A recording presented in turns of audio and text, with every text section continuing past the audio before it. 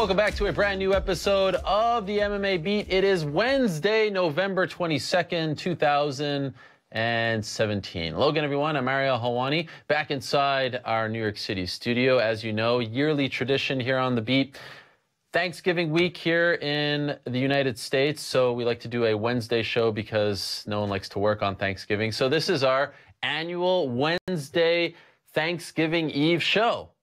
These two fine gentlemen decided to come in. Luke Thomas said, you know what, I can't be bothered, and we don't blame him for that. But we do have a fun show planned for all of you, of course. The day is bent around turkeys, so. Yes. Yeah, put the turkey in the oven, right?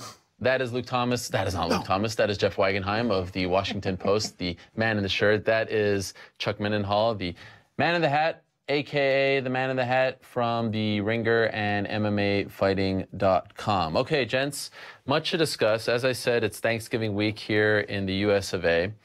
It's one of our favorite holidays, right? People love it. I just came from my son's Thanksgiving party at his preschool. And so with that in mind, and by the way, Chuck, every year you do a yearly Thanksgiving column on MMAfighting.com. I look forward to that. We're not going to spoil any of that. That's coming out. That's all frivolous stuff. Yes. Tomorrow morning, Thursday morning, right? On MMAfighting.com. But with the whole Thanksgiving spirit in the air, I wanted to talk about what we're thankful for in MMA. Let's start with a positive subject, which is not often the case here on the Beat. So, Jeff, why don't you kick things off? What are you thankful for in MMA? Well, number one is that tomorrow morning I'm going to get to read Chuck's column about being thankful. Okay, great. So that probably much it. What do you think? No, you know what? It's crazy, but when we were sitting here, say, a month ago, and we were talking about the comeback of Georges St-Pierre, and I sort of remember you asking, you know, are you excited for this? How do you think it's going to do on pay-per-view? All this stuff. And I was kind of sitting here like, yeah, whatever, you know, he's going to come back and fight. And I was kind of imagining some guy who's over the hill, who's just, you know, trying to come back in and bring the fight into the octagon one more time. And I wasn't expecting that much. But when the night came, and not just his performance, but even as the night came and I was sitting there at the Garden waiting for him to come out, and then when he did come out, I could feel how exciting it was to see this guy. And then once he performed and didn't look like some guy who had been away for several years, a guy who looked like he belonged in there, and then, you know, becomes a champion again, that was really exciting to me. And it was exciting to me in a way that probably a lot of people, you know, expected to be excited by it, but I wasn't. I was kind of lukewarm on the whole thing. And so for me, that was like one of the highlights of the year. And not just to get it, but to get the finish. You know what I mean? Like, a guy who's hard to finish, and a guy who hasn't had a finish for so long. And it just, I thought that was like one of the better moments of the year, obviously, for him to have that kind of thing. But for me, man, I mean, honestly, and this kind of dovetails right off of that. It's just, you know, what keeps people interested in the fight game is literally its unpredictability. At some point, you just don't know. And sometimes, like you were saying, you have an expectation going into a fight, and it plays out completely different, and we love to be wrong. Really, that's really what it comes down to. You love to realize about that you don't know what's going on, and that's what happens on some of these fight nights. And I think that, for me, the Rose Namajunas from the same card, just her showing up, and, you know, it was such an interesting trek for her to get back there. I think she kind of had to go backwards a little bit to then find forward, and we weren't sure in what form she was going to show up in when she finally got to this shot, you know. And you knew that she was changing as a young fighter. You knew she was changing all along the way psychologically, what was important to her, all those things. But this was the moment I thought that you had to really find out where she was, because she's on the biggest stage. She's going, you know, against Joanna and Jacek, and there's all this. Even Joanna is basically, you know, needling her about her mental state and all this stuff, and her demeanor, the way she handled herself, to go in there and to not submit, not to go a distance or not show up, but to knock her out or TKO. I mean, to me, that was like, it just played right into that epiphany, that kind of epiphany you get only in a fight game, where it's like, who could have thought that was going to happen? So I'm always thankful when stuff like that happens, because you realize we can talk to fighters, we can try to understand them, we can look at their trajectories, we can look at their Wikipedia pages, we can do all this stuff, but the bottom line is you just don't know what's in them until you see them perform. And I thought that was one of those great moments. And I think that every time something like that happens, there's a collective sense of awe that I really love in the sport. And how about her performance after the belt was wrapped around her waist? How about the performance on the mic, where she kind of went against the grain in a sense. I mean, we've been seeing so many fighters, you know, yelling and bragging on themselves, and she kind of went the other way and said, hey, you know, I want to try to be a humble person, and kind of repudiated even what the champion had done before and what some other champions had done as well. And in a way, set the tone, because we got a little bit more of that later on. We got Georges St-Pierre, who also is a humble guy. And not to say that the whole sport is going to change because of those two, but just look at it. You know, she kind of led the way in a sense, and really shined a light on the fact that most of the champions now in the UFC are the more kind of you know, soft-spoken types. Okay, a couple of follow-ups. I want to start with yours, Chuck. One of my favorite things about MMA is that word that you just said, unpredictability. I love how unpredictable it is. I used to be a big pro wrestling fan, and then I found over time that it became too predictable. Right. And MMA has a lot of the elements that I enjoyed about pro wrestling, but yet you don't know who's going to win because obviously it's not scripted. But I hear from a lot of fans who are either wrestling people or just sort of lukewarm towards MMA who say that the unpredictability that we love will actually be MMA's greatest deterrent, because you can't build stars that way. That was the big argument when Rampage Jackson knocked out Chuck Liddell at UFC 71. You know, Chuck just got this big push. He's on Entourage, cover of ESPN, the magazine. ESPN is covering it. And then what happens? Rampage knocks him out in a matter of seconds. And so do you feel like MMA will only go so far? Because as opposed to boxing, where for the longest time, like, guys go 30, 40-0, and, you know, you could kind of tell early on that they're going to win, that, like, it's almost expected that you're going to win that many in a row before you start fighting the big dogs, that MMA is so unpredictable and it's so hard to go on a long winning streak that it can only go so far because of those traits. Well, a lot of times, too, like, you just think back to UFC 193 with the Ronda Rousey, and there were weird parallels, I think, between that fight week and this fight week with Joanna and Rose. Just the little bit of unhinged and stuff. So there's only these little clues that you can play off of. But ultimately, when it comes down to it, I think that we have to maybe at some point in this sport collectively have a different idea of losing. I just think that it's going to come with the terrain. I think the days of, like, Anderson Silva's 16, you know, fight winning streak in the UFC, I don't think too many guys are going to have that. That's what makes Demetrius Johnson still a marvel, obviously, because he's still in the midst of one of those. Whereas if you look at everything else in the landscape, essentially, there's not a lot of examples of people just beating anybody, every style and every, you know, whatever's thrown at them. So part of it is, you know, I think the star power is going to have to get bigger than just a win and loss. I think it has to be the fighter himself has to, like Conor McGregor lost, he didn't lose anything ultimately, you know. He just lost a boxing match too, same thing. I think that it does go like that. I was really worried early on because there were people, like, you'd get a star. I remember when Ronda Rousey lost, people were like, hey, you know, what does this mean for media? What does this mean for the MMA media? Like, this was one of our, you know, our big stars. This is why people wanted to keep it rolling and all this. And I mean, it affects things, sure, but it doesn't, you just come to a different understanding and you just start over and you just go again. So I think that the collective awe, though, that thing you get when somebody like Ronda Rousey gets beat, you know, it's to me, that is so, like, seismic in scope, because everybody who's watching it has the exact same gasp, you know what I mean? And I think that that's what, ultimately, it's moments, you know, that will define it, that defines fighters when it goes down the stretch. Yeah, I mean, I think it's all perception, really, more than reality. When McGregor lost that fight to Nate Diaz, it was, you know, a speed bump. He just then picked right up where he went, where he left off, and continued his career and became a bigger and bigger star. If you take that equivalent with a boxer who's you know, run through one tomato can after another and is 30-0 or something, and then he goes in there against someone and loses, it's almost as though maybe his career's not over, but his kind of rise towards stardom is kind of cooked. You don't get that many of these guys who have a 1 or a 2 at the end of their record in boxing who become big stars. But really, look at the bigger sports world. What is the most dominant sport in our culture? It's professional football. And what is the sport in our culture that has the most parity, with the biggest change and the more constant change of who's good and who's not good? I mean, that's really, you know, other than the Patriots, you could argue, have had a long run of dominance, but it's not like they win the Super Bowl every year. And I think that's a sport where teams that were really good last year kind of stink this year, and teams that kind of stunk this year, some of them are pretty good next year. You know, it kind of changes, and I think that MMA can be like that. I think it's really a matter of how they continue to get the word out about the fighters, not so much hey, that guy lost one. Well, that's not the important thing.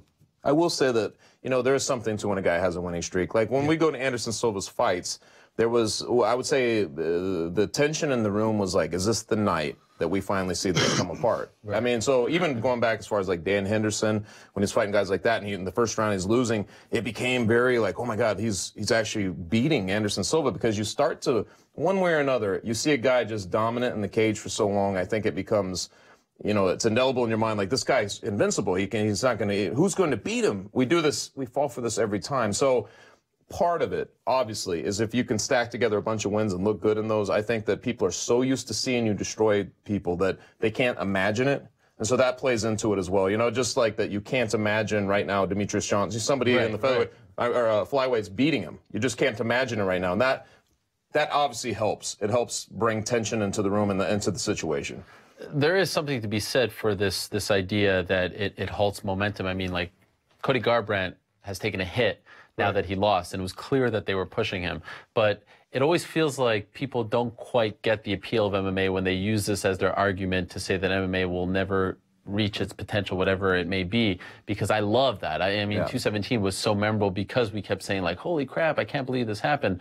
And it feels like in MMA, as we've said before on the show, the community has very short-term memories, right? Mm-hmm. And they tend to forget. Like, you can have double-digit losses, and no one really holds that against you. For some reason, the losses don't stick to you as much as they do in other sports. And it's weird because people will argue and complain in other sports or about other sports, like the NBA, oh, it's too predictable. We know it's going to end up being the Warriors who are the champions. And so here's a sport where it's, like, completely unpredictable, right? We have no idea. The UFC could have, I mean, literally 11 new champions this time next year, and that would not be out of the realm of possibility. It also etch-a-sketches every division. Like, so you have a guy who's won 4 title defenses. No matter what, it starts to narrow. Unless you have a big crop of winning streaks coming at him, it starts to narrow the options. There's maybe one guy, 2 guys, but if they keep going, that gets worse. There's like Demetrius Johnson. You're just like, who do you put out? Who do you put him against? So those things. I mean, you have a change at the top. It opens up every scenario again. Guys who've had 2 cracks that can't get back to it, they get the chance again. So there's a lot of, as a diehard, there's a lot of reasons to actually like that there's an unpredictability and a lot of change at the top. And it's constant. I mean that, I never, before the UFC 217, I hadn't done the round-by-round stuff that a lot of the writers do. I've always been the one who watches the fights and then steps back later on and writes a sort of a big picture thing. This is the first time I had done that round by round thing. Now, I've also have covered things like football and basketball where I've had to do kind of running stuff as well. And it occurred to me that it's so much more difficult in this sport. I could be sitting there in the press box at a football game and be typing, stuff as the game is going on, because I know that, well, these guys are on the 10-yard line, and they got to go 90 yards in order to produce points, and I could sort of like follow the action loosely. Yeah. Well, in an MMA fight, you just can't take your eyes off of the action, because as it was shown in those 3 title fights, you just don't take your eyes off the action unless you are going to risk missing something spectacular. And it's a whole different kind of excitement than those other things. And I think that also plays into this whole thing of like, well, yeah, fighters are not necessarily going to be undefeated, and they can lose like that. It's not just, the guy's having a bad night, like the Warriors are having a bad night, they're down by 27 points, and you're sort of, okay, well, they just had a bad night. Well, Demetrius Johnson in the next fight could be having a good night, then all of a sudden it's all over. Right. By the way, a quick follow-up to your choice. Are you surprised at how well 217 did on pay-per-view? Because I think a lot of us were sort of lamenting the fact that it didn't feel like it had a lot of buzz, that people didn't remember who GSP was, or maybe just sort of didn't know who he was because there were a lot of new fans. Now there are some reports, courtesy of our own Dave Meltzer, that it did in the 900,000 buy range, which would put it up there with 214 as the best of the year as far as MMA is concerned. Are you surprised that it did so well? Yeah, I mean, I think so. I think that what I would love to see done would be for the UFC, and maybe they have done this, but just haven't announced the results of it. I'd love to see them have some kind of focus groups or some kind of study to determine whether it's not just Main Event that sells these things. I mean, that was a fight card where they had 3 title fights, and we talked about last week about how that comes at a cost, that it kind of depletes the cupboard of what you have available. But clearly, for some reason, that one sold a lot. Was it just GSP's star power, you know, him and Bisping, that kind of combination, or did the other 2 fights, the title fights, make up some significant portion of the sales? Did people say, well, hey, I'm not sure I'll drop $60 on that fight, but hey, there's 2 other title fights, and so that pushes me over the top? I'd love to know I'd love to see the results of some kind of study that they did on how people determine why they're going to buy this fight card as opposed to not buying that other one. I was a little bit surprised, only given some of the numbers from previous pay-per-views. And it was a lot of combination there. It was the previous pay-per-views, along with, I don't know, there was just sort of a down feeling, like coming out maybe in the McGregor, you know, extravaganza, like that maybe people just weren't going to dig in their wallet as easily. And the core had seemed to, like, we used to, I don't know what the core was, like 150,000 buys. That seems to be chipped away at from some of those earlier numbers. So you're like, where's the core now that no matter what's going on, they're going to buy it? And so, you know, GSP back in the day would do something like 800,000 for, like, I think the Hardy fight, things like that, where there wasn't a ton of drama to it. And so I was like, maybe he can get to that for this fight, but I honestly had it pegged maybe around 600,000 in that range. So I was surprised, but I'd say pleasantly surprised, because it just kind of tells you that people still want to see the product. When this initial report came out, I tweeted, you know, clearly GSP still got it. And a few fans wrote to me, well, you know, give Cody Garbrandt and TJ Dillashaw some credit as well. But I'd love to know what a show headline by those 2 and, you know, Rose Joanna beneath it, as opposed to a GSP Bisping card with no other title fights, what that would have done. Because I really do think a lot of people at the end of the day, I mean, we've seen a lot of great cards this year. Like 211 was a great card. 218 coming up is a great card. I don't know if those crack 500,000, or certainly 211 didn't. You need that superstar. And Cody and TJ aren't superstars right now. We appreciate them. We know how great they are, how big they can be. But it's not GSP, and it's not Bisping as well, and it's not that history, you know, coming together. So I was pleasantly surprised, because I'm happy that people, A, remember him, or were maybe introduced to him for the first time. Now it remains to be seen if he ever fights again. I think that's the million-dollar question. And we'll have plenty of other times to talk about that. I'll just throw out my choice for what I'm thankful for, my pick, if you will. You know, because I have to talk to a lot of fighters. That's sort of my thing every single week. And I'm so thankful, as a sports fan, I get to watch all other sports, and I get to see how athletes interact with media and other sports. And it really, I mean, I've said this before in other platforms, other avenues, other forums, other shows. But I was really like struck by it. What was it? A week and a half ago, LeBron James was in New York. They're about to play the Knicks. And he was doing a scrum about his comments about the Knicks not drafting Dennis Smith Jr. And it was this scrum where he was sitting down, kind of slouched, and the reporters were around him. And his demeanor towards the media was like he was almost looking down on them. Like, he wasn't literally looking down on them because he was sitting and they were standing, but it didn't seem like he had a lot of respect for the media there. It didn't seem like he really cared to talk to them at that particular moment. Like, he's typically okay with the media, but it didn't feel like this was something that he wanted to do, enjoyed doing, or really felt like he had to go out of his way to give them his best, so to speak. And I was just struck by his demeanor, as opposed to the demeanor that we usually get from MMA fighters, who are always so willing, it seems, for the most part, 99% of the time, to go out of their way to give us their best, to be as open as possible, as authentic as possible, as real as possible, to be as candid as possible. They are not packaged. And they are not the kind of people who feel like, oh, you know, this is beneath me, because at the end of the day, they essentially fight for themselves. The more popular they get, the more attention they get, the more media they get, usually means more money in their pocket. And so I'm so thankful that these fighters are so willing to talk to us every time we reach out to them, willing to come on shows like mine, willing to talk to all of you, willing to do media, even when they're cutting weight, when they're at their worst, when they're literally like, isn't that crazy? like dehydrated, can't speak, you know, caught mouth. They are willing to stand there and talk to us and answer our stupid questions.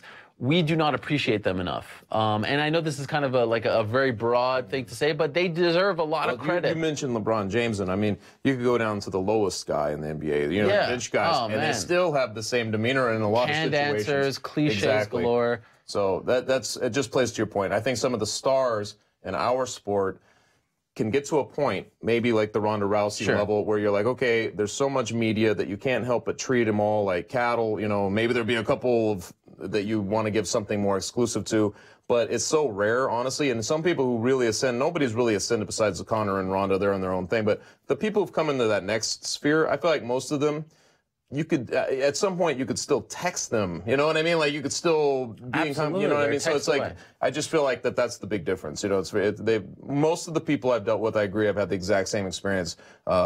Very aware of themselves and very kind towards the requests. I mean, let's face it, these people in these different sports, like LeBron's and even the folks at the next tier below him, they're in a different sports world than, you know, name the whatever 5 MMA fighters you want to name. They're also in these a different guys, pay right? These guys are making way more money. These guys are you know, since they were 12 years old, they were being like catered to on an AAU circuit, and these guys were, you know, they've gone through the whole mechanism of sports, the sports world and sports media. So they really don't feel as though, to them, I think, with some exceptions, what we do is kind of a burden to them. And probably a lot of times what they say is only going to get them in more trouble. It's not necessarily going to be better for them. You know, imagine if there was, you know, national media, ESPN, everybody there for college wrestling matches. Like, watch out for this guy's going to be a great pro in MMA. Right, you know what I mean? They're not as jaded. It's a whole other. It's a whole other kind of athlete. I mean,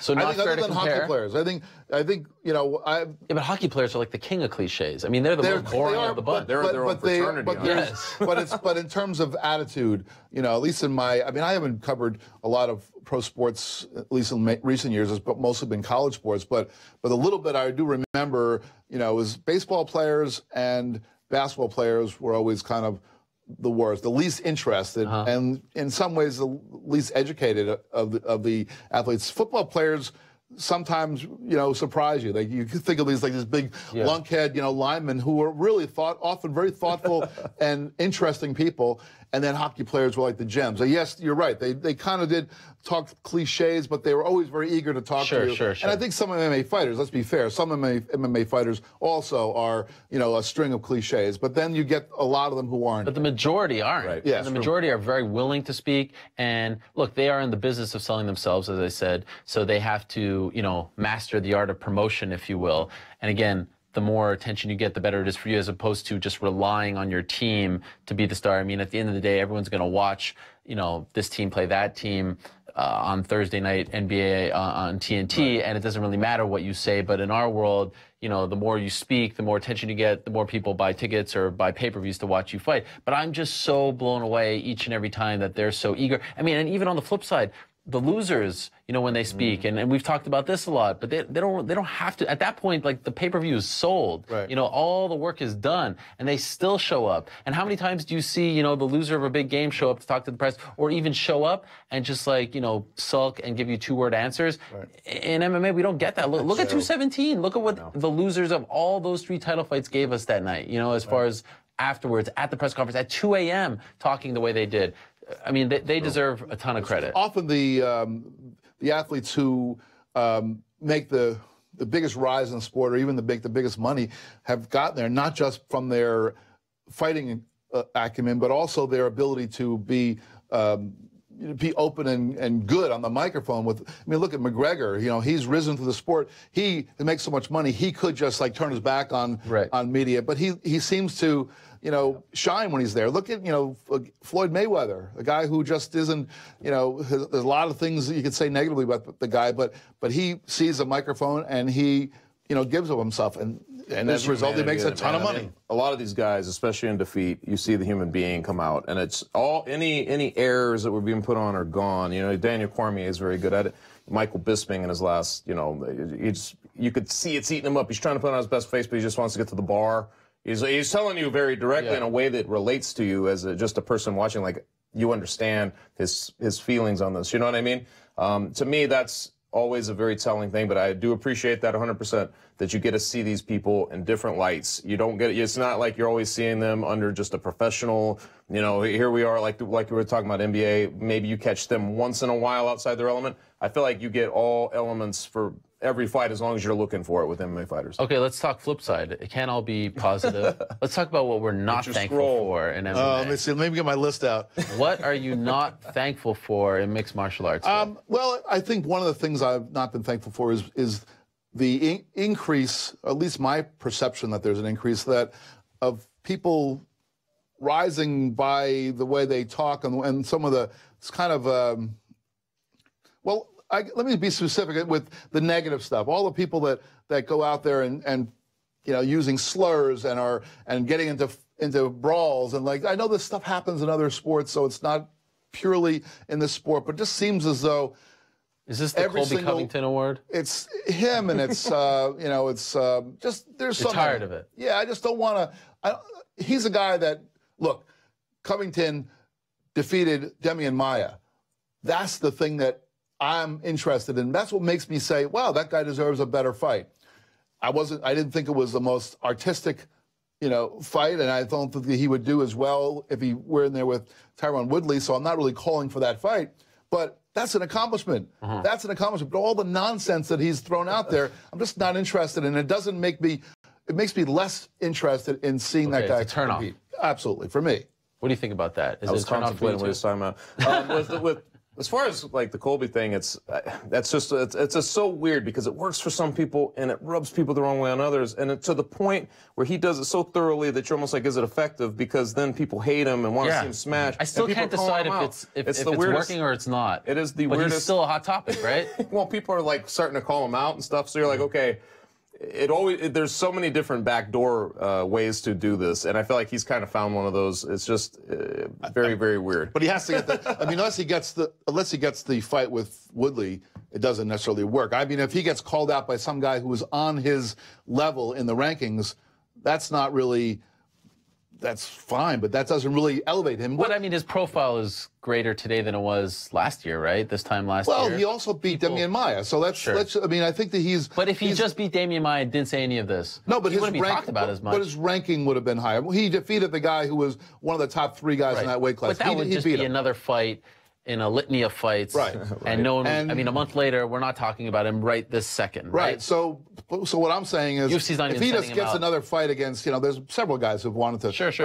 If one of those guys gets him, I don't see that as necessarily a victory for him that he talked his way into it. But if he can somehow get that title fight, then he talked his way into it. But isn't the name of the game to have people talk about you and want to see you fight, whether it's want to see you win or want to see you get your ass kicked? Yeah, that's the Floyd Mayweather formula. Right. So isn't that what he's doing at the end of the day? That's what I'm saying. For better or worse? People have strong feelings about him, and that's really all you really want. Like, I don't get the sense that the next time he fights, people are going to be like, oh, screw this guy, I'm not watching. True. I think people are going to watch him more so now, to see him lose. Sure. But that's what, he's kind of unabashed about that, right? So doesn't that mean he's kind of succeeding here? Like it's actually working?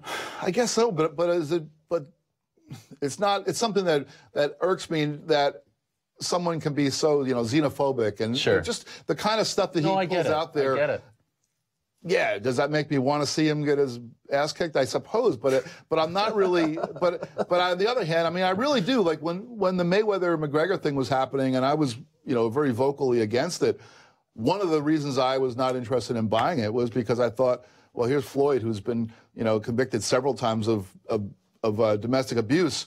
I don't want to put money in his bank account. So it came down to that. Even though if I was interested in seeing the fight, I still was not willing to pay to see. And let's be fair to Colby, hasn't been, No, but for him, it's all been words. Sure, it's all been words. And so that is a whole other bar to go across. But I think that the words that he's used I think it's been worse than some of the other stuff. We've heard other guys, throw out slurs, and I'm not going to defend these guys, but sometimes in the heat of the moment, they just, they have old ways of thinking, and they use like different words that enlightened people have learned not to use.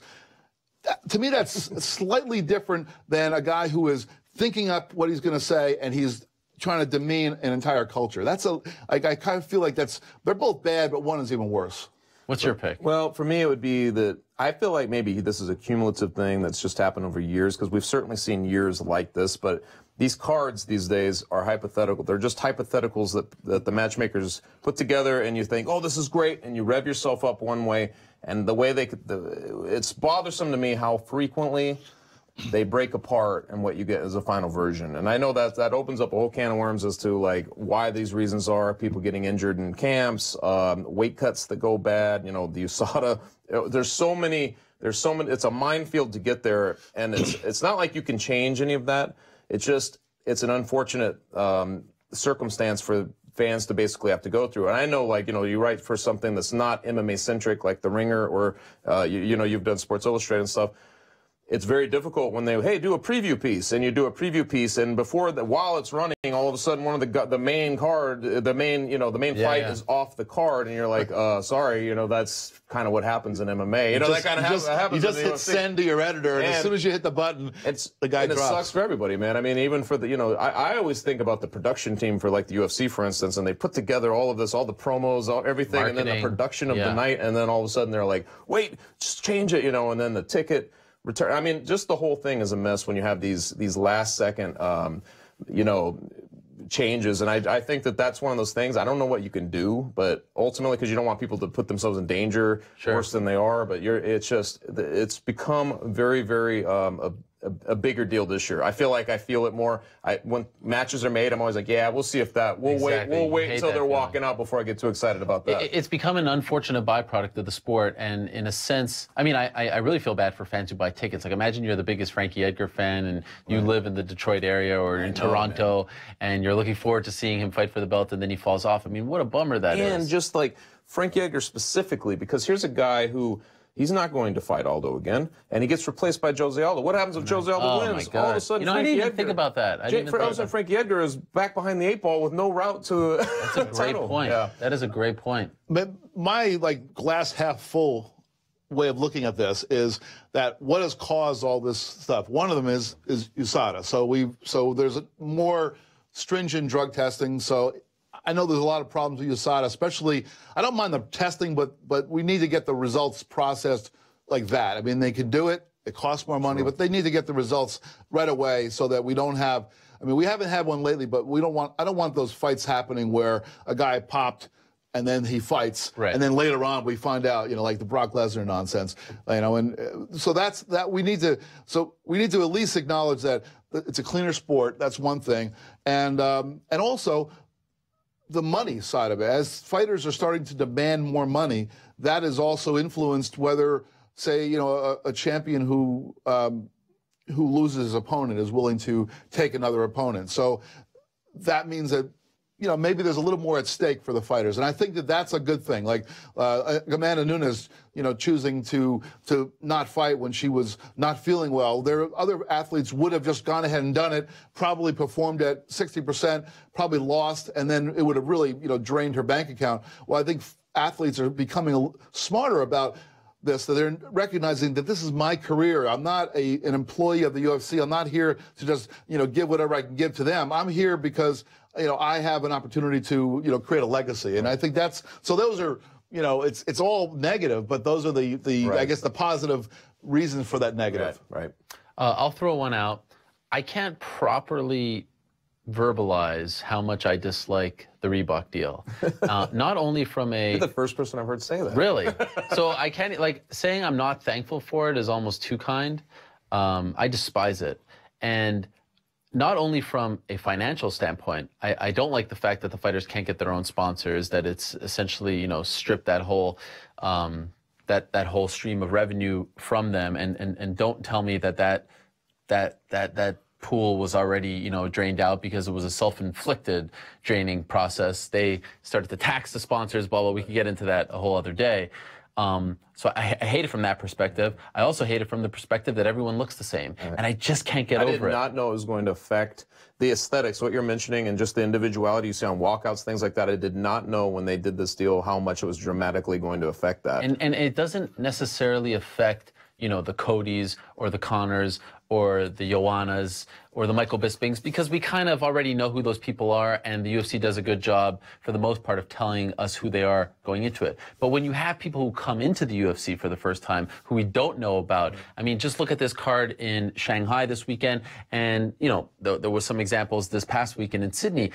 These people are literally like they're essentially blank faces to us now, all wearing the same thing. It's true. You know, or I should say figuratively, right? I mean, like they're just these people who come in and have no personality whatsoever. Walked out in the dress to fight John Fitch. This stuff is great. I mean, like, stuff like that. The Dennis Hallman thing was great. I didn't hate the Dennis Hallman thing. I love when the fighters come out, where, like when Mayhem would wear a monkey. Could you with his big mask? Yes. Well, we did have the diaper guy though. At least we had one. Yeah. Well, that was kind of a, that was the moment that the Reebok deal almost like jumped the shark. But you know what I mean? Like it to me, the fight game is all about personality. It's all about sticking out, and it's all about individuality. And going back to pro wrestling, that's what I love about pro wrestling: the showmanship, the characters. Let these people, let these men and women be who they are. Let them show us a different side of them. This is supposed to be fun. Right. They shouldn't all look the same. And it drives me nuts that some of these people want to be different. They want to do little things. Arjun Buller can't wear a freaking a turban on his head. He can't do that. Really Are you kidding me? Like that stuff is mind-boggling. It drives me so like it's made me dislike the sport just a little. Had big problems. He wanted to do some props and stuff, and he couldn't do it. It drives me nuts that they've stripped this away from the fighters. It actually eats me up inside when I see them all wearing the same. Because by the way, if you're gonna make them look the same, at least make them look good. It's counterintuitive too to just basically what these guys are about. Like they're only in these positions because of the individuals they are. In most cases, they have distinguished themselves on about every level, and that's a very individual sport. So to homogenize that makes no sense. Remember the Diaz brothers would come out wearing jeans, and that told you, wearing jeans and boots. You had to wait for them to take everything. How cool was that? How much did you love that? And look, if you want to have a branding thing and you have a company that really cares, they could create things that have a little more diversity in what the appearance is. They, that each one has like the Reebok logo in a certain spot, so that gives you your continuity. But then they could have a variety. I mean, when it started off on the wrong foot because it was ugly stuff from the start. Yeah. And it's still ugly. And they also were misspelling guys' names in the beginning. That was ridiculous. Then they shifted. Now they got this whole new aesthetic that they stole from another company, which is a very popular company within the MMA world. Wait, which company are you talking about? All the stuff that looks just like the Roots of Fight stuff. I mean, okay. They've got basically they're basically stealing that aesthetic. Yes. And so that was pretty sad. But especially since GSP, who was wearing it, he comes out and I'm like, well, GSP has a line with Roots of Fight. Right. So they can't even get that. They do a bad job of that. I mean, there's just so many reasons to think that it's just a horrible, horrible thing. And by the way, speaking of GSP, like this says it all, right? I mean, so GSP, one of the things that people loved about him was he'd come out wearing the gi, right? That was like his thing. Right. And he even talked about it. I mean, on my show, he'd come on, he'd walk in front of the mirror, he'd put on his black belt, and he would talk to himself like it was part of his ritual. And prior to the event, at the press conference, what does the UFC do? They pay to have people dress up as that GSP. They show up to the press conference. There's like a group of people there at the Knicks game the night before. GSPreturns.com. Like this is part of the push because that outfit represents GSP. People love that he came out wearing that, a throwback, if you will. And then what happens? Fight night, he can't wear it. He can't freaking wear it. You're pushing the fact that this was his thing, and he can't wear it, and you're stripping him of that identity. It makes no sense. And the compromise, I mean, you can have everybody in the cage wearing your, little Reebok shorts and all that, but what's wrong with GSP walking from his dressing room out there? What's wrong? And then taking off the gi. Yes. And the other athletes, with some kind of a mask or whatever, just as you're walking out. There's discipline, It's discipline. He's paying homage to his own upbringing. It's unbelievable. There's ways of getting around it. Let him wear the gi with the Reebok logo on it. Didn't it feel like 5 steps removed when that crew that you're talking about of GSP impersonators were all doing this, and you're like, if you were to go talk to them, you're like, they have no idea what the hell is going on with GSP. But it was for some reason that was marketing. I felt like we were like, what is going on? Like, maybe it worked. Now. Look at the pay-per-view buys. Yeah. All right. So we've talked about this long enough. Let's move on to some actual topics of the week. One of the big ones, Volkan Oezdemir getting arrested for an incident that happened August 12th. It's unclear right now. I mean, there have been some reports. Our team has done a great job, Mark Raimondi and Dave Meltzer, about this alleged incident that happened back on August 12th, where a victim says that he was punched, and apparently Volkan was at an event this past weekend, and finally the authorities seized him, put him in jail, but he's out of jail now, paid his $10,000 bond, and we haven't heard much from the UFC on this. We don't know how this will affect his title shot that we assumed was going to happen in early 2018, potentially in Boston, UFC 220. And so what I'm wondering is, okay, with this pending right now, and we don't know if there's going to be a resolution by January, February time, should he just by virtue of getting arrested, by virtue of being involved in this situation, should he lose his title shot?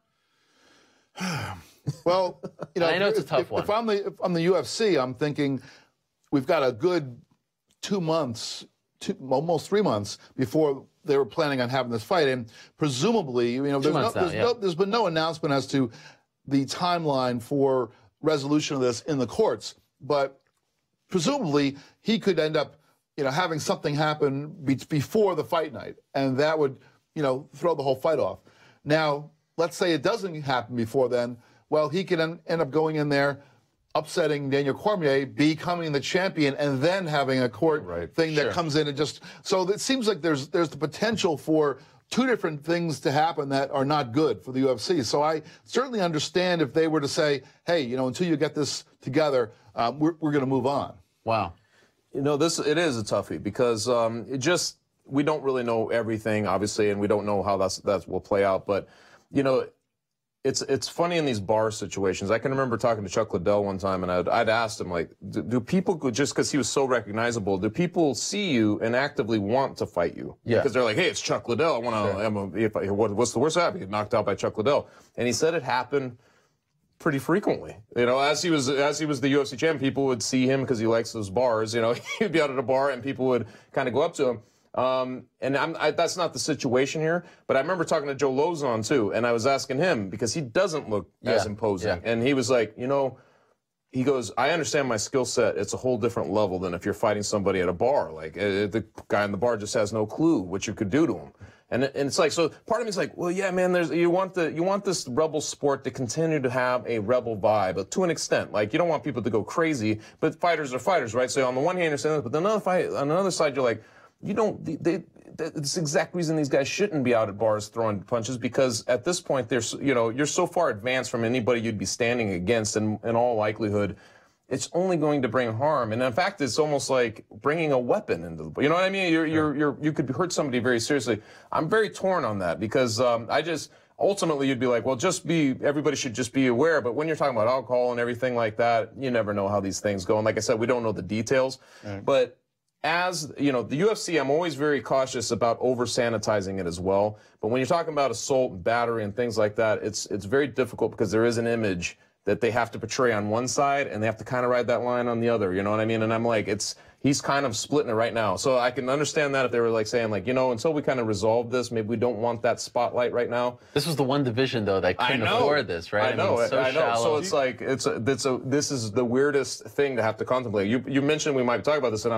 I sat there thinking, I was like weighing, and I was like, I don't really know the answer to that. You remember that night you and I were in that bar and we saw those guys, and I was like, I'll take Lozon, you take Liddell. Yeah, remember that? Yes.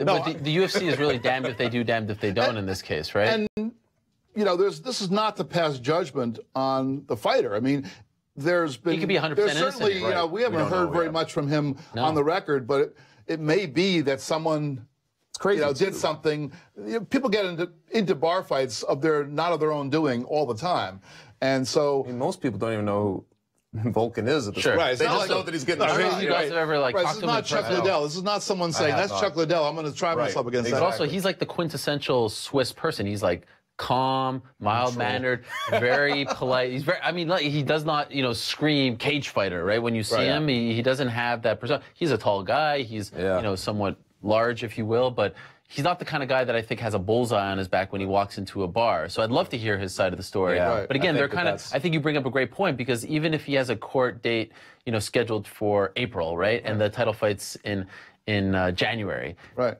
What happens if he wins, and then all of a sudden something happens, and you're faced with a situation where you have to strip him, and now you're stripping another light heavyweight champion? Again, this is not the division where you want to have. He just keeps defaulting back into that. It's unbelievable. Right. So and then so let's say you say, all right, Volkan, you're not going to get it now. And by the way, the UFC has done, they've done a good job, if you want to call it a good job, or at least there's a precedent set where when people have these pending issues, like sometimes they will go ahead with the fight. I mean, John Jones was put in jail a couple of weeks before UFC 197. Remember, for violating his trying to build. But as we know, but as we know, the rules are not the same for everybody. Sure. John Jones, you know, they practically like could you know, get him out for the night just for the fight and then send him back the next morning because they know that he's going to sell a lot of tickets. This guy, you know, this is not a fighter who's going to be as much of a draw or anywhere near in the same universe of a draw as a John Jones. So I think his set of rules,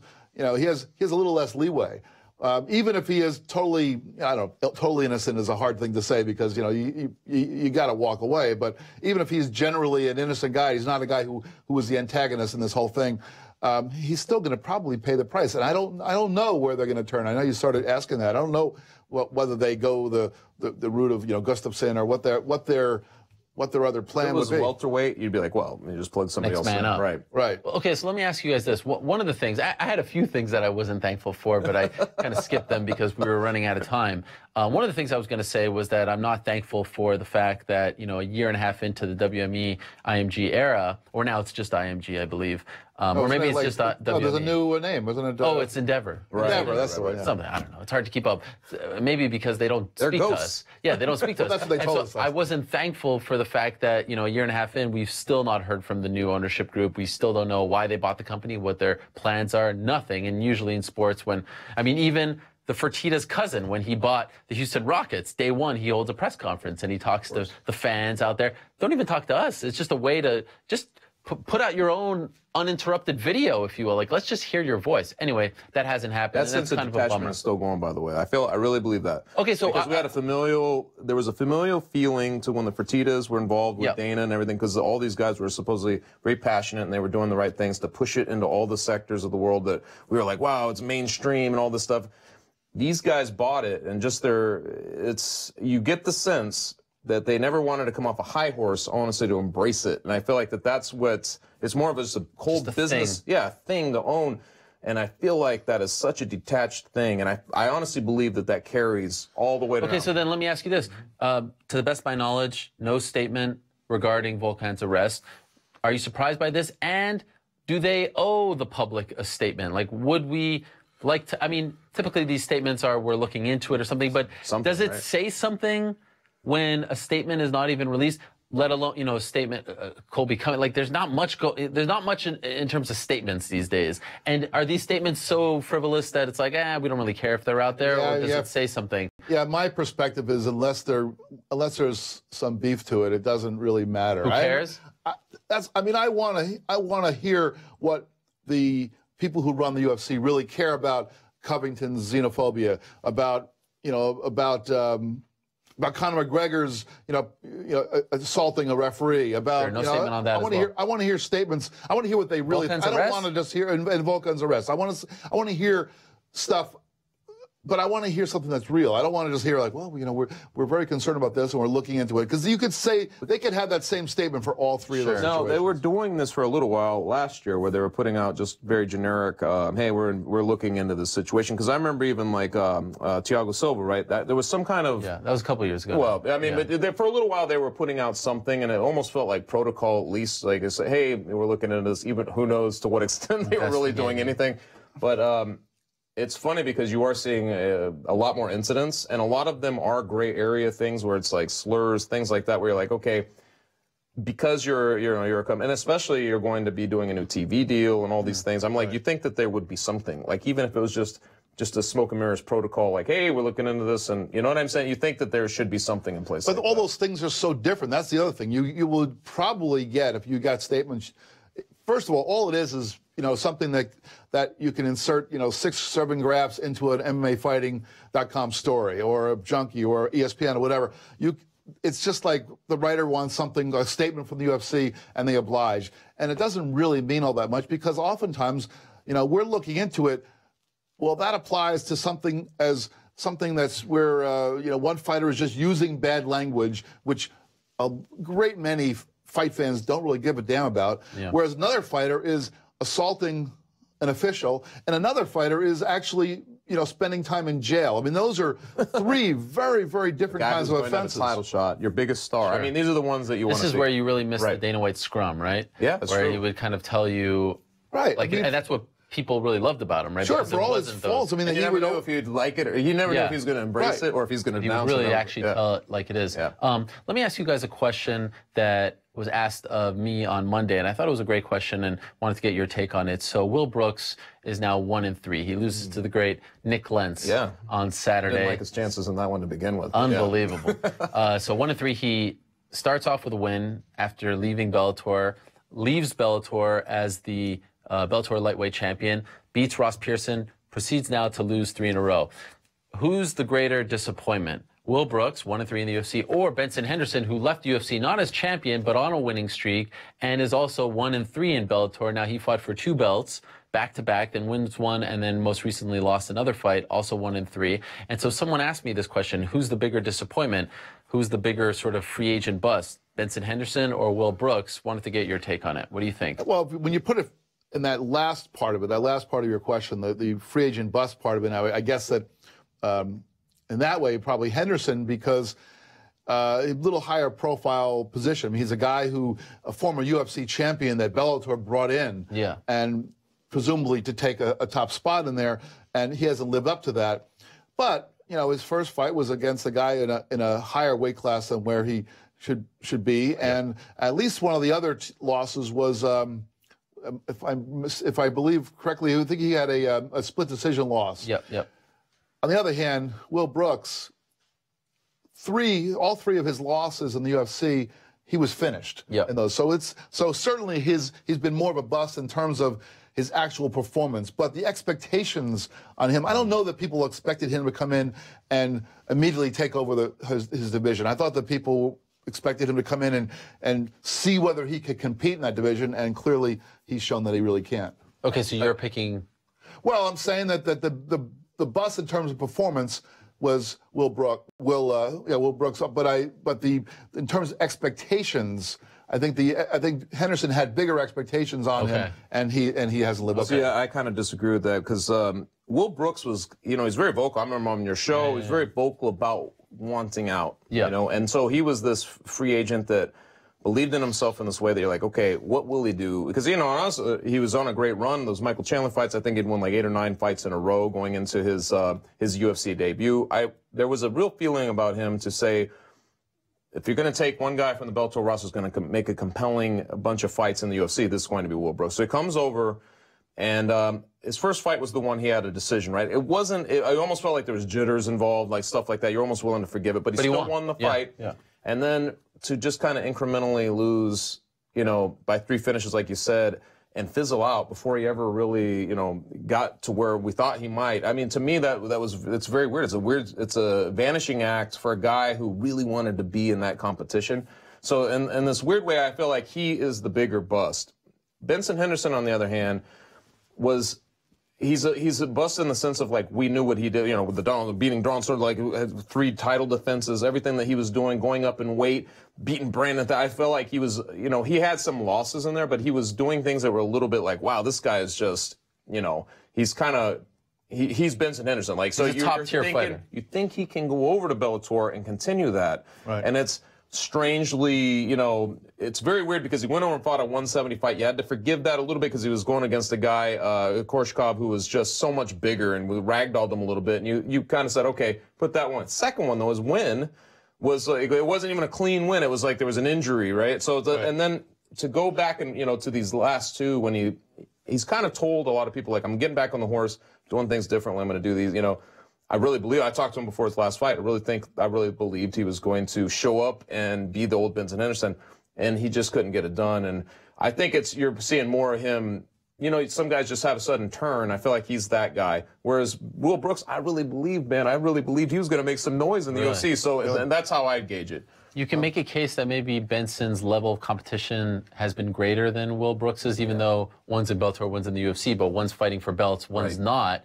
I don't know. It's like you can make a very strong case for both here. I know. It's kind of a depressing topic to discuss. Brooks younger, earlier in his career, maybe hasn't quite reached the mountaintop. Saw that coming, though. Yeah, in one way, you could see Benson Henderson a little bit. Yeah, because there was, he already won the belt, lost the belt. Yeah. kind of reinvented this is the guy, himself though, at who, 170. before Demetrius was doing it, he was the guy telling everybody like he was going after Anderson Silva's records and things. I mean, lightweight champion of all time, right? Yep, exactly. And then Will Brooks, you know, as you said, like asked to be released as champion, which is rare. Bellator just wants to wash their hands of the guy. And great fights, you know, like just the way Michael Chandler's no slouch. I mean, just, you know, those things I'm like. Also worth mentioning, Benson more expensive than Will Brooks. So for the UFC, it's kind of no harm, no foul. Bellator really invested in this guy. You know, like Will Brooks kind of fell in the UFC's lap because he asked to be released. They didn't really go out and seek him. Bellator went out and signed Benson Henderson. All right, a couple other things I wanted to ask you guys before we wrap up. You know, again, another question. I've actually been thinking about this question as we approach the end of the year. Last year was such a tough year for the Fighter of the Year award debate because there were just so many great options. There were literally, I mean, it was impossible to just really pick one and be sure that that was the right pick. Stipe Miocic, Amanda Nunes, you can make a case for Conor McGregor. Of course, there was Cody Garbrandt, you know, if he won the belt on December 30th, Dominic Cruz, if he won the belt or kept the belt on December 30th. The same with Amanda Nunes and her fight on December 30th as well. I mean, there were a ton of options. I'm probably even forgetting a couple. This year, there's really no clear-cut #1 guy or female. You know, there's really not. I mean, you could make a case for a couple others, but it is wide open as we approach December. And so I'm wondering just now, there will be a time at the end of the year, maybe early next year, we'll weigh in on this. But I'm just curious, like right now, who is the front runner for the Fighter of the Year award in your opinion? I think you're right. It's a tough one. There's nobody has jumped out too much. I guess I'm going to say Demetrius Johnson just because he's set the standard for title defenses. I realize that even though he's won only 2 fights this year. He's only won 2 fights, but neither one is like, you know, a real sexy contender that people were, you know, so jazzed about. So that certainly works against them. But because there's not a lot more, you know, competition. I thought about Robert Whittaker. Also 2-0. 2-0. Couple of them are. Couple of really, you know, solid wins, but you know, it's an interim belt. So I guess I'm going to go with Mighty Mouse. Mighty Mouse right now is your front runner, but could things change? Like maybe Max Holloway. Holloway wins. I was going to say his win was so big that like which one? Max Holloway. You look at something like what he, you know, and kind of just his personality emerging. Those kind of, if you put those two things together, you think like Max Holloway. Maybe if he wins again, maybe that's like you said, he might be the guy because I feel like people kind of get him more now too, and all that stuff. But I'd still go with Rose Namajunas again. I mean, I just feel like she right this second. Also 2-0. Also just 2-0, but given that, you know, I was Michelle Watterson, right? She fought earlier, so she gets by Watterson to get the shot and to make the most of the platform and, you know, have a message, essentially. I mean, to me, that's like, right now, if you were to ask me, I guess I would go with her, just given all of that. Yeah. You know who's 3-0, by the way? Volkan Oezdemir. 4-0 if you count that bar fight. No, I'm kidding. No, but really, I mean, like, this time last year, never heard of the guy, right? Yeah, like, no one's talking about him. Comes in, beats OSP, and how much better does that win look now? Like, OSP has really invented himself, right? Then knocks out Misha Serkinov, who we all thought would be a title contender. Right. We were talking about him more than... And then knocks out Jimmy Manuwa in seconds. I mean, that's a pretty damn good year. Yeah. Maybe he's more, you know, newcomer of the year, a breakthrough fighter. Yeah, I would say that. The interesting thing about, you know, all the candidates for Fighter of the Year right now, and you typically look at champions for Fighter of the Year, and maybe that's what's holding back someone like Volkan. They're all 2-0, or it could be 2-0 like a Max Holloway. What will Francis be if he wins his next fight against Overeem? Would he, in terms of this year? Yeah. 2-0. Just 2-0? He only fought once against Because there's guys like that who are just these radar guys, but again, they're not really... You know, another interesting one, if Holly Holm... GSP could be in that, I mean, just for making history, but if Holly Holm wins, she would be 2-1, but I think a lot of people thought she beat Jermaine Durandamy, and she beats... Imagine she's the first person to beat Cyborg. If she beats Cyborg, I think I would probably do it. So? I mean, really, because... So there's another one. I mean... But she's 2-1. She'd be 2-1. Yeah, but man, if you beat Cyborg, oh my God. But amazing that last year there was like opposite. 4 surefire, like easy picks, and this year you can pick a hole in every single one. I mean, even Max Holloway, he'd be 2-0, but against the same guy. I know, that's true. You know? So I love that debate. We'll see what happens at the end of the year. One more worth mentioning, Michael Bisping is back. We talked a bit about this last week because that's when we found out that he'd be coming back. And here we are. I mean, 3 weeks after UFC 217, he goes in as champion, loses the belt, and now he's fighting in Shanghai against Kelvin Gastelum. And I'm just wondering, and maybe we can better answer this question after Saturday morning. It's a very early fight card in Shanghai on Fight Pass. But how do you think, right now, how do you think Michael Bisping will be remembered? Because I think there was a long time that we thought he'd be remembered as a bad boy, as a guy who spit at Jorge Rivera's corner, who won the Ultimate Fighter, but was just kind of very polarizing. Then he's the guy who shocks the world, and oh my God, he finally gets the title shot. Then he's the guy who didn't defend his belt, and his title defenses were against Dan Henderson and GSP, and then maybe he's the guy who fights anyone, anytime, anywhere, and comes back on 3 weeks' notice and did it his way, despite the injuries and, the bad luck along the way. I mean, there's like so many different chapters to his UFC run.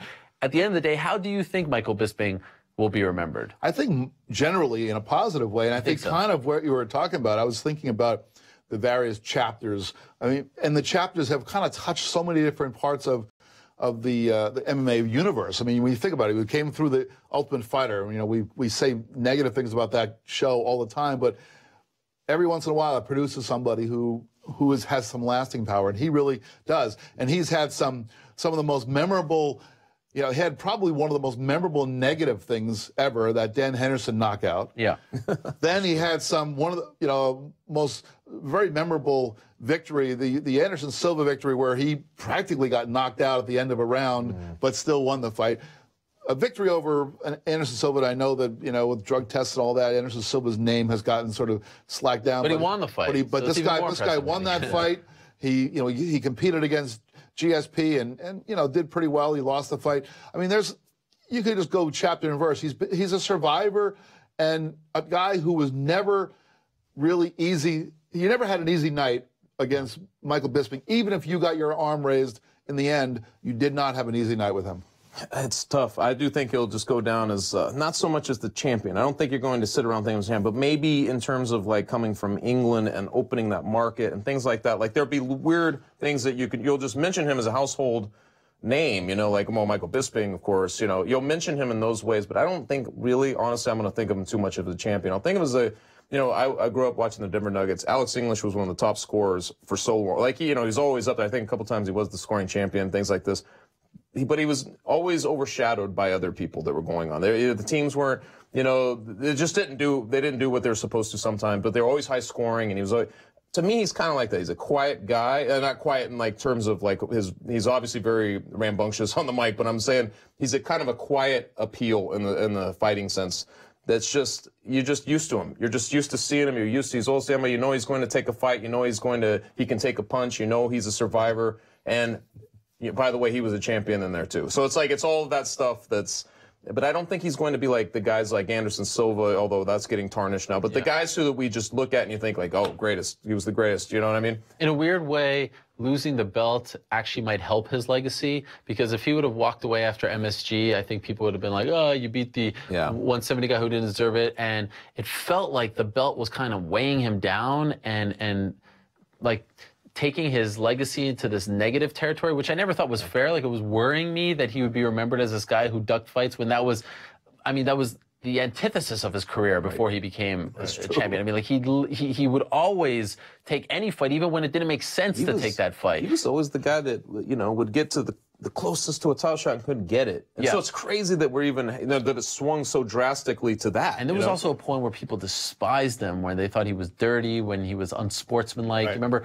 I was in Sydney when he spat on Rivera's corner, and I remember talking to Dana White afterwards about him being reprimanded and fined and all this stuff. But now I'm happy that it kind of ends this way, and he's told us that he wants to retire in March. So I'm happy that he's going to get that platform and that moment to say goodbye to his own people. As you mentioned, he opened up that market.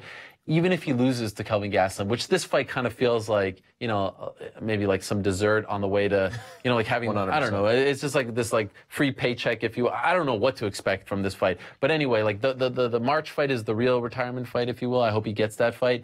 I'm happy that people are now remembering that this guy was a fighter, right? He's just like, he's a real fighter. Oh, he's 100% a real fighter. I just love that everything, you're never sure what the hell he's really thinking, because we were talking about, would he actually go fight Whitaker in New Zealand or in Australia? Yeah. Would he go do that? No, he's already fought over there. He's not flying all that way. And then here he is on short nose going over to China. Like now I feel like he would go to, he would swim to Perth. Of course. You know what I mean? And he said something so interesting on the show last week. He said, look, I was a champion. That was all well and good, and I had to make some decisions as champion. But now I'm just back to being a prize fighter, and I'm just going to go out and get prizes. And that's, to me, who Michael Bisping is. And so you're right. Maybe we won't remember him as the greatest champion of all time. I still think we should take nothing away from what he did against Luke Rockhold.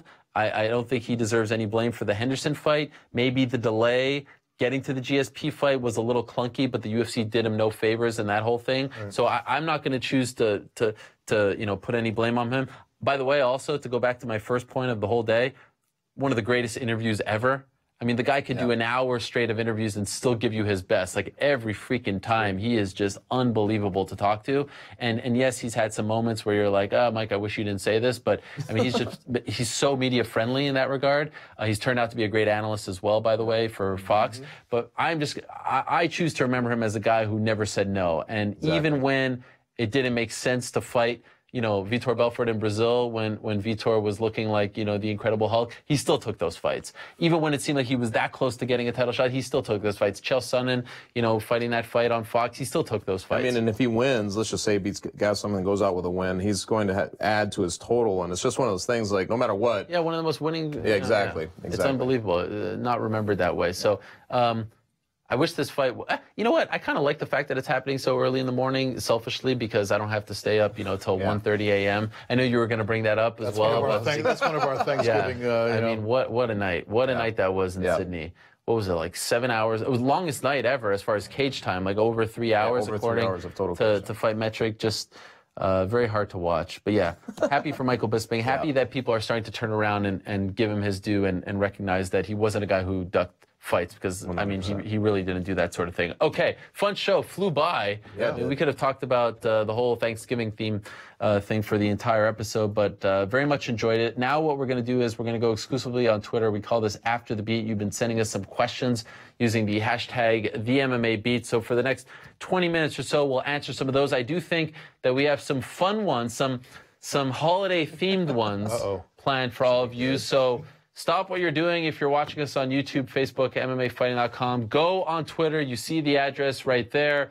We've tweeted out the address a bunch of times. We call this After the Beat, and I'm being told it starts right now, so we'll see you there.